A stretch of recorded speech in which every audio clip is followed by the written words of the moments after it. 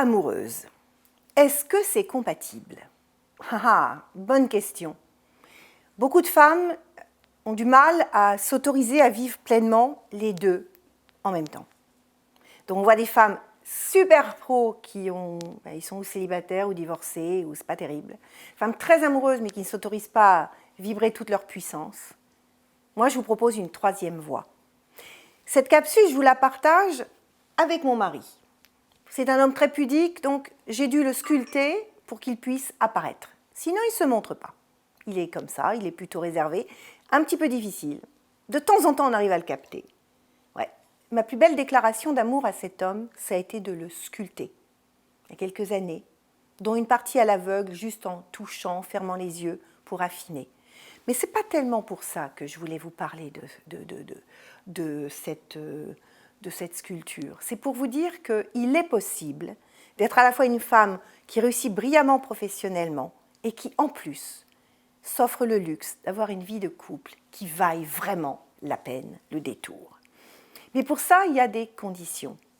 La première, c'est déjà dès le début de définir ces territoires non négociables. C'est TNN. Pour moi, il était hors de question que j'arrête de travailler quand je l'ai rencontré, j'avais 30 ans. Il était hors de question que j'arrête de voyager. Il était hors de question que j'arrête de vivre ces talents, ces passions qui m'animaient. De ce fait, lui aussi avait ses TNN.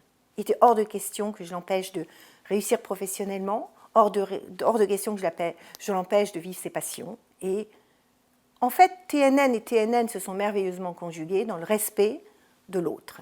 Donc la première clé, c'est le respect de l'autre en définissant bien ce qui n'est pas négociable, ce que chacun a le sens profond de devoir vivre dans sa vie.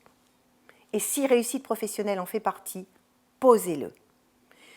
Ça implique un deuxième point qui est très pratique, une organisation de faire. Parce que, en effet, être à la fois amoureuse, professionnelle, maman, ça demande de l'organisation. Toutes les femmes qui réussissent les deux pôles de leur vie, minimum, parce qu'après il y a leur vie personnelle, il y a leur vie d'artiste ou de voyageuse ou de lectrice ou de whatever, leur vie de copine, eh bien c'est l'organisation, savoir s'entourer. S'entourer est très important, s'appuyer sur l'entourage. Il y a un autre point, c'est vraiment définir les valeurs communes. Si nos valeurs sont des valeurs de réussite, de succès, moi, c'était découvrir le monde, c'était ma liberté, c'était apporter ma contribution. Il l'a compris, il fait partie du voyage. Ces valeurs, c'était aussi la liberté, elles se sont conjuguées. C'est en conjuguant nos valeurs aussi qu'on a réussi vraiment, ensemble, à se déployer. Et dernier point très important, c'est se mettre au service de la réussite de l'autre. Quand je fais des masterminds, quand je reçois un coaching VIP ici, mon mari est là. Il se met au service de ces femmes que j'accueille. À tel point que l'une d'entre elles, Mathilde Juan, m'avait dit dans l'ancien mastermind, Edith, c'est rare de voir un homme qui est autant au service du féminin sans abdiquer sa puissance masculine. Et ça, c'est important. C'est aussi se mettre au service de l'autre. Moi, mon mari s'est mis beaucoup au service de ce que je fais et je suis au service aussi de lui. Au service de ce qui le fait vibrer. Quand il a des vrais désirs, je vais aller me mettre en cadre pour qu'il puisse les vivre. Ça, c'est très important. Et finalement, cette sculpture, ça a été ma façon aussi de lui dire « tu es très important ». Donc, on ne va pas tout sculpter nos Jules, je sais, ce n'est pas si simple que ça. Mais il y a toujours une façon de dire à l'autre « tu es important ». Et si l'autre se sent important, il va nous permettre de développer aussi tous nos territoires. Donc, j'espère que je suis claire, mais ma vision de descendante de lignée d'amoureuses, moi je suis descendante sur 2 générations. Ma grand-mère était une grande amoureuse. Quand mon grand-père est rentré dans la maison, elle a dit « le soleil est rentré dans la maison ». Papa et maman étaient 2 grands amoureux pendant 70 ans. 2 ans avant sa mort, papa regarde maman, me regarde, la regarde et me dit « oh, comment j'ai fait pour avoir une femme aussi belle ?» Je suis descendante de lignée d'amoureuses. J'ai appris de femmes puissantes qu'on pouvait être puissante et amoureuse.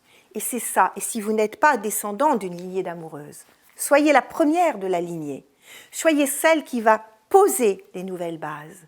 Et c'est possible. TNN, désir, faites comme j'ai fait. Autorisez-vous ce saut quantique et vous verrez. Maintenant, qu'est-ce qui vous a le plus parlé dans cette vidéo? Qu'est-ce qui vous semble le plus infranchissable? Ou à l'inverse, plus simple? Partagez, commentez sous la vidéo. Il y a d'autres capsules qui vont vous parler de la réussite sous d'autres angles. Le doute, la visibilité, qui chez nous, les femmes, est toujours plus compliqué, le plafond de verre.